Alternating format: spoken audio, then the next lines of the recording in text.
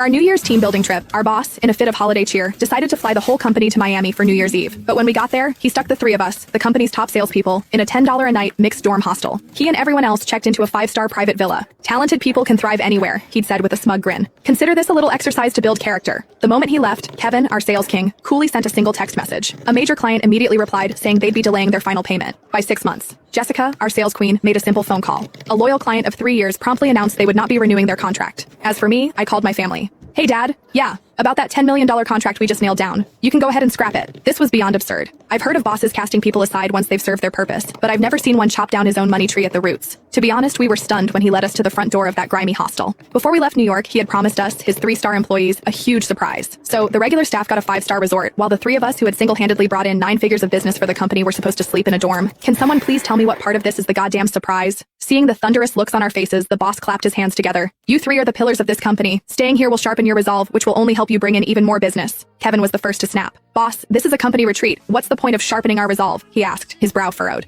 And why do the other employees get a 5-star hotel while we don't? That's when the boss's wife, Brenda, let out a derisive snort. Oh, Kevin, don't play dumb. My husband Richard has too soft a heart. He pays you salespeople far too much in commission. The millions you 3 take home every year have left the company with no money for your hotel rooms. Her words hit us like a slap in the face. So that was it.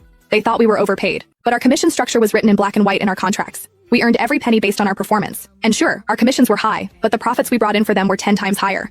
The moment I pointed this out, Brenda just smirked.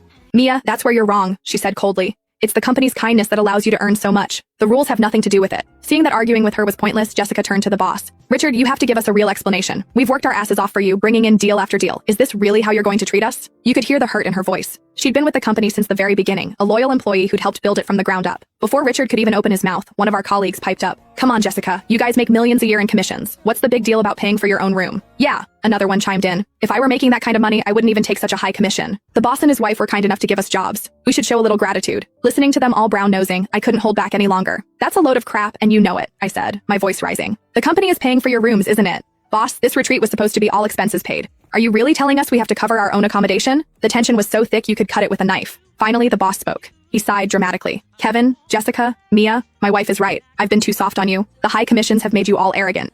You're our top salespeople, right? The most talented?